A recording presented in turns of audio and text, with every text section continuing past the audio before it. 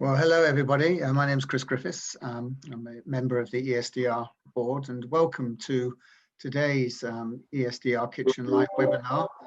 Before we start, I will just give you a bit of background as to why the ESDR are running these webinars, which we've been doing now since July of last year.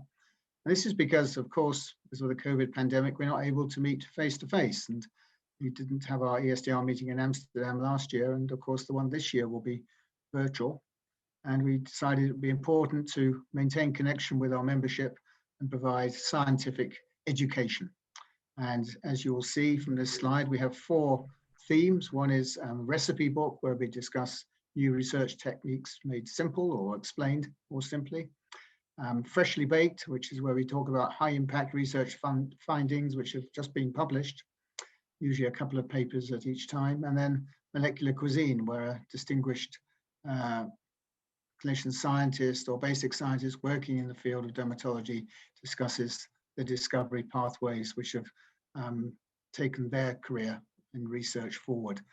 But today we're going to discuss the 4th theme, which is Sweet and Sour, which is where 2 protagonists have an amicable or mostly amicable scientific discourse about a topic of interest.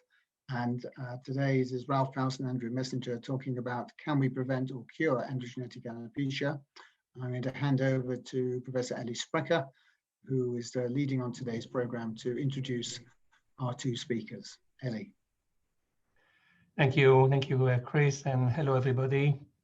Thank you, Ralf. Thank you, Andrew, for being today with us. So a short intro to our 2 speakers, our 2 protagonists of today. Andrew Messenger is a semi-retired consultant dermatologist to Sheffield Teaching Hospitals and Sheffield Children's Hospital and honorary professor of dermatology at the University of Sheffield. He has a long-standing clinical and research interest in hair biology and disorders of hair growth, and was a founder, member, and past president of the European Hair Research Society. Now to Ralf. After academic stations in Berlin, Hamburg, and Lübeck in Germany, Ralf is currently professor of dermatology at the Dr. Philip Frost Department of Dermatology and Cutaneous Surgery, University of Miami in Florida. He also holds a secondary affiliation as professor of cutaneous medicine at the Center for Dermatology Research at Manchester in the UK, and has been editor of Experimental Dermatology since 2007. Ralf is also founder and CEO of a skin and hair research company called Monasterium Laboratory in his hometown in Münster, Germany. And actually, ever since his time as postdoc at Yale, he has been fascinated by the biology and the pathology of the hair follicle, and has shared this fascination and discoveries with the field in numerous publications. So this episode is supported by Sanofi. I just would like to remind everyone that we will have a short Q&A session at the end of the 2 talks. So please forward your questions through the chat or the Q&A function. Ralf and Andrew, again, thank you so much for your willingness to contribute another meal to the kitchen. The floor is yours.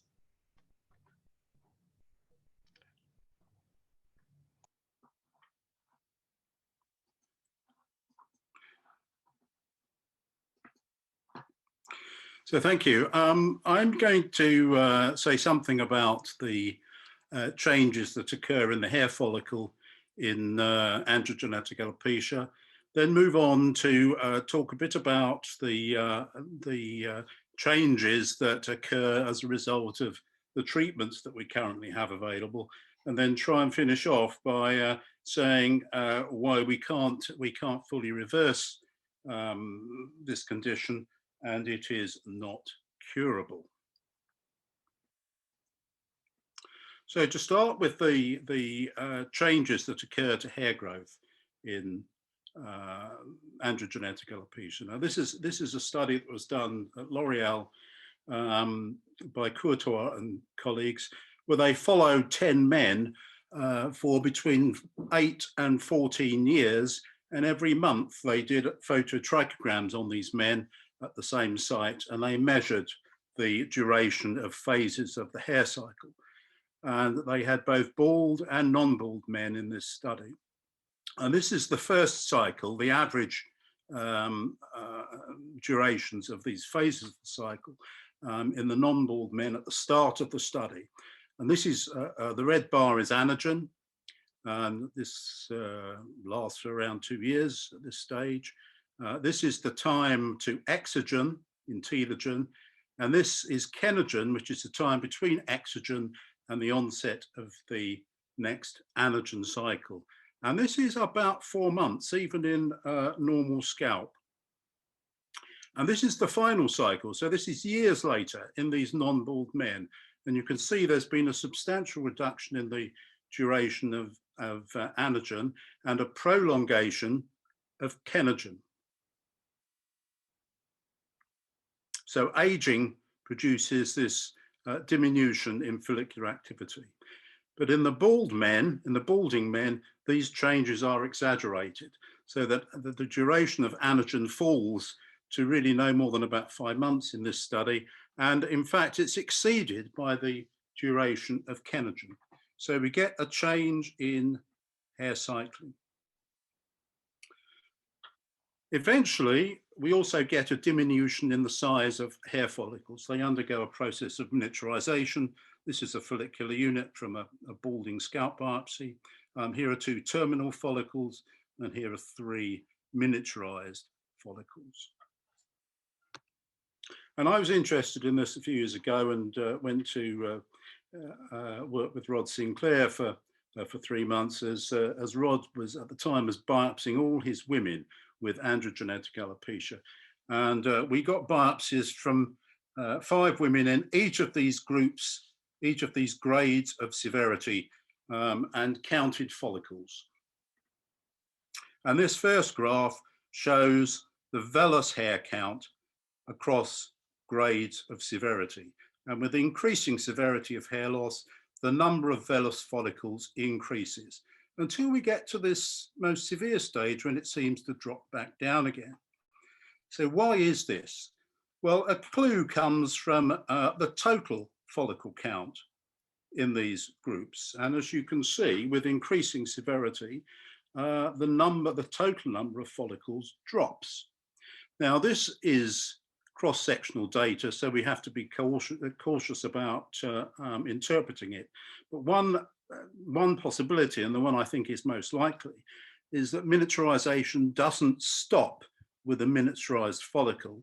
It continues until follicles probably disappear or become so small we can't recognize them as follicles anymore.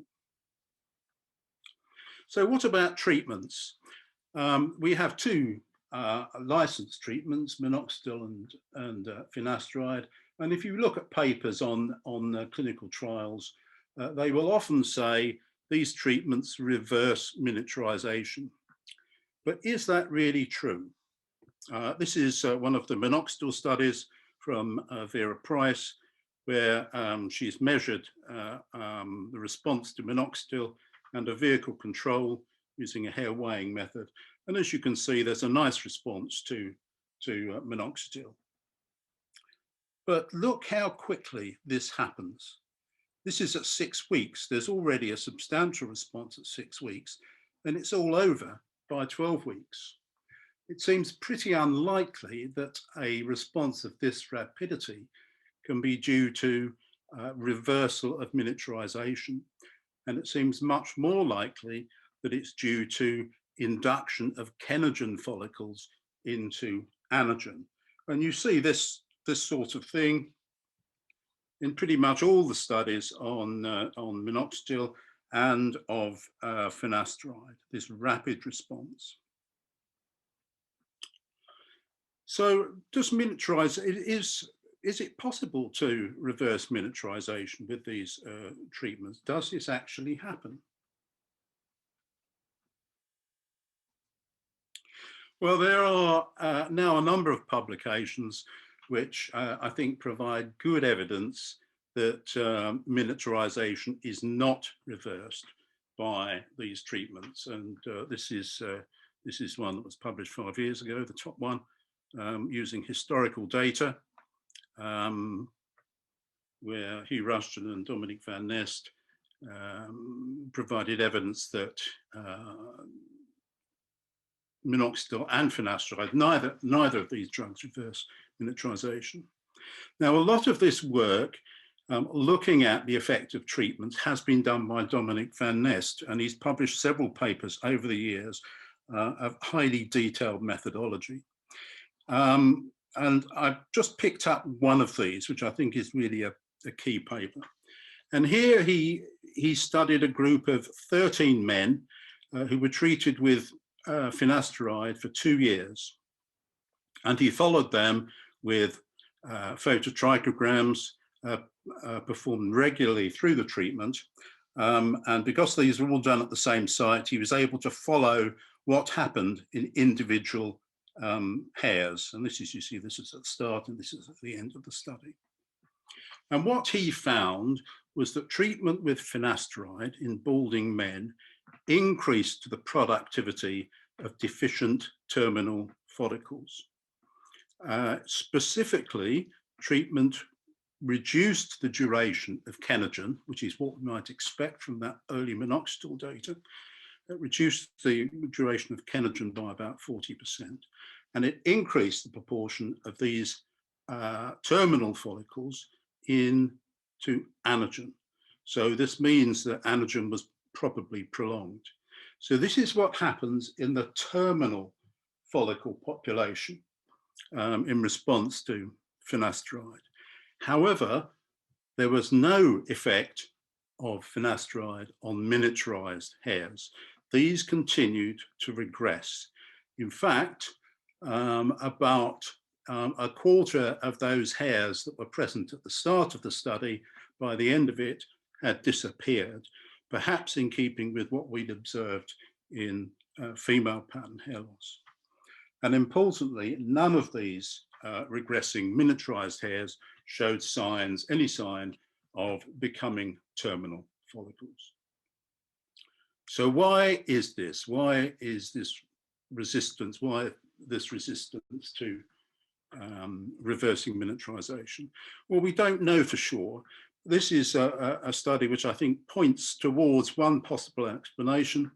This is a study done by Rod Sinclair and his colleagues using 3D modeling of hair follicles in normal scalp and in balding scalp.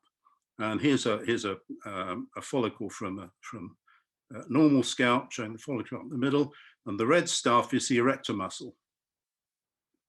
And this is a close-up view of a normal follicle. There are 2 follicles here in blue, and the red stuff is muscle fibers. This is within the bulge region where the muscle is attaching to the follicle. But this is a miniaturized follicle in pattern hair loss, in androgenetic alopecia. We can see some remnants of erector muscle, but most of it is now yellow. And this yellow stuff is fat. And what they found was that in miniaturized follicles, muscle was infiltrated and replaced by fat. And this shows this happening in a conventional histological section with remnants of muscle fiber here, but most of this is now fat. Importantly, in miniaturized follicles in alopecia areata, which is reversible, there was no replacement of erector. The erector muscle was still maintained normally. So we don't know for sure what this means, but it does suggest that there's something pretty profound going on. And it's possible that this relates to the irreversibility of miniaturization. So just to summarize, our current treatments for androgenetic alopecia mainly affect the hair cycle changes. In particular, they affect the growth of terminal hair follicles, which are regressing. None of these treatments reverse follicular miniaturization, which continues to progress despite treatment. And the structural changes that occur in miniaturized follicles appear more profound than just a follicle shrinking. And the final question, which we're not sure of the answer yet, but it's an important one, is whether miniaturization does eventuate in follicle deletion. Because if that's the case, strategies aimed at reversing miniaturization are not going to work, and this condition is incurable. Thank you.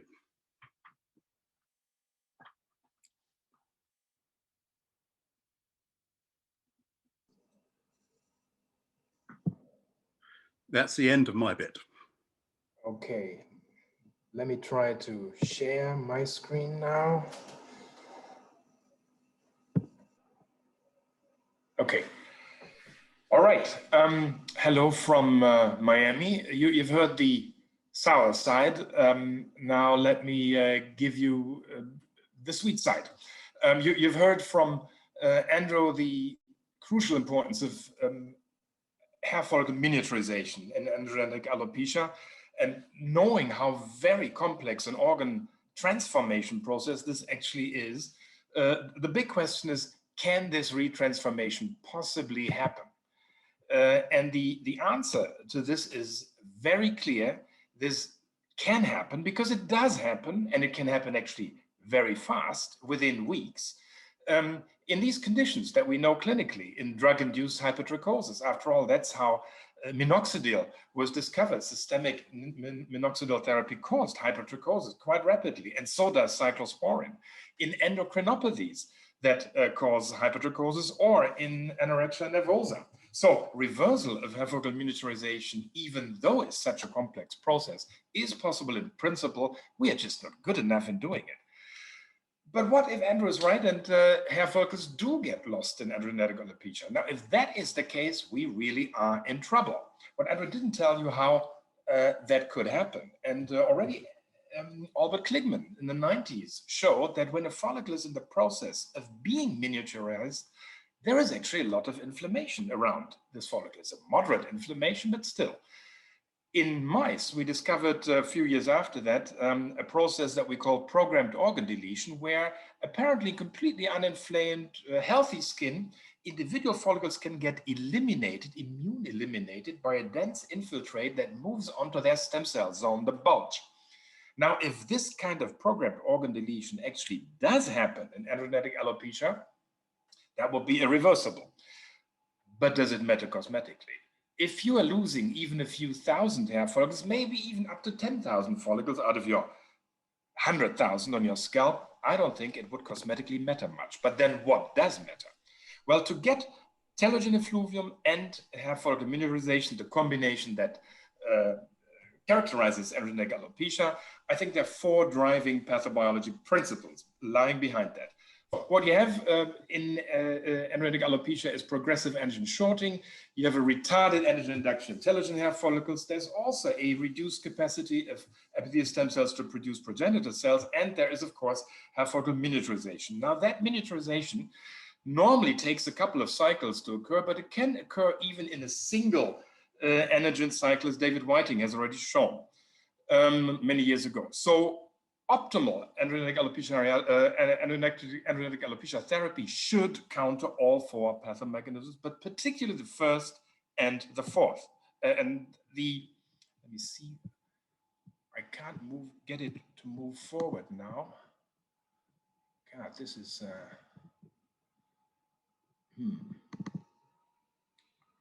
So what we have to, are you seeing my next, Eli, are you seeing my next slide? Yes, we okay. Subai et al. JAD 2020. Good. Yeah, very good. So the important thing is who is controlling hair follicle size, energy and duration, and the type of hair follicle we got. It's all in the derma papilla. What we showed many years ago is that there's actually a lot of trafficking going on of derma papilla fibroblasts that are moving in and out of the hair follicle, and that you can pharmacologically manipulate this. There are many drugs and agents that promote the emigration, which would call a shrinkage of the follicle size, and others that can prevent that, such as cyclosporin.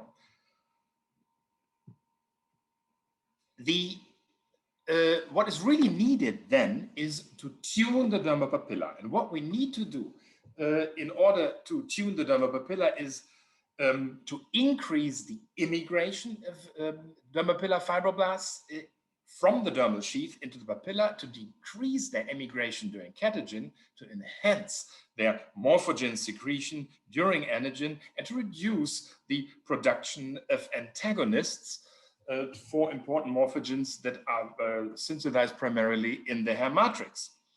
All that is probably a lot more important than to target epithelial stem cells. So it's the dermopapilla, the mesenchymal command center, that you want to target when you want to reverse hair follicle miniaturization. So what do we have to do? Well, we have to prolong anagen, because that is the window of opportunity for achieving influx of inductive dermal sheath fibroblasts into the dermapilla. And there are already many compounds that can do that. They are just not effective enough of it.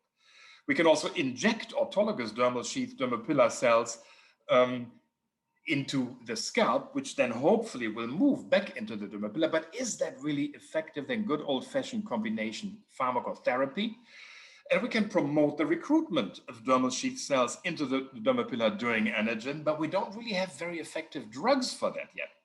Possibly PRP can do that. We don't really know. And we need to come up with drugs that can enhance dermapilla morphogen secretion and that block excessive dermapilla emigration. We already know one drug that does that, cyclosporin, but of course it's too toxic. What we found is, though, that cyclosporin suppresses a very important inhibitor of Wnt signaling in the dermapilla called SRP1. And if you now take another SRP1 inhibitor that is not as toxic as cyclosporin, you can get the same effect on hair growth prolongation as you do with cyclosporin. The hair shaft gets longer, more hair keratin is made, the follicle stays longer in anagen, there's more proliferation. And we even found now a new compound that seems fairly untoxic. It could even be used as a cosmetic compound that is also an SRP1 inhibitor. So dermapapilla tuning is possible without highly toxic compounds.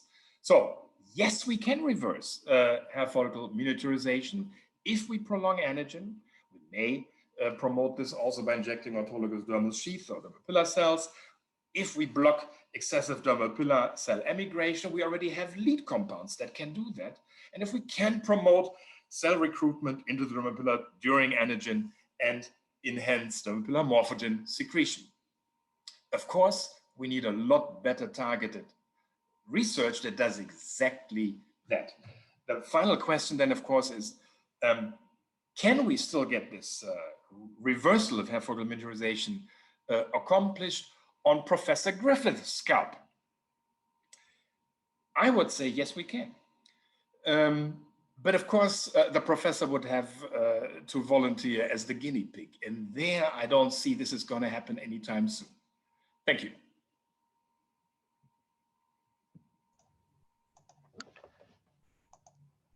Thank you very much, Andrew and Ralf. So we have a question. Last year, sympathetic innervation to arctopili muscle was reported to be important to activate hair follicle stem cells. Is there any implication related to the destruction of the arctopili muscle in AGA on no reversal or miniaturization? So that's for either one of you two. I think Andrew should answer this because he mentioned it first. Well, then let me, while we're waiting for Andrew. So my point of view is that whatever the arrectopili muscle does to have follicle epithelial stem cells is not as important as what happens in the dermapapilla. This work was based on mice, and the situation in rapidly cycling hair follicles in mice is quite different than from human scalp hair follicles, which stay for years in anagen. So I don't think it's as important, but it's a great question. I don't know the answer to that, but sympathectomy, which one would imagine will reduce sympathetic innervation to erector muscle, does not have any obvious effect on hair growth. It does have an effect on hair pigmentation, which is interesting, but no effect that I know of on hair growth. But whether it's ever been studied in a balding scalp, that would be the interesting situation. I would actually say there will be in a balding scalp changes in hair follicle innervation, but they are probably secondary to the reduction of the size of follicular epithelium that can secrete neurotrophins. Okay, there is a kind of follow-up question. Which comes first? Is miniaturization followed by loss of muscle and fat development, or loss of muscle appears first and then is responsible for follicle miniaturization? Andrew, your take? Well, I don't know. We'd have to ask Rod Sinclair the answer to that one. They say in their paper that all of the miniaturized follicles showed this change in the erector muscle. But the question is where there's a cutoff.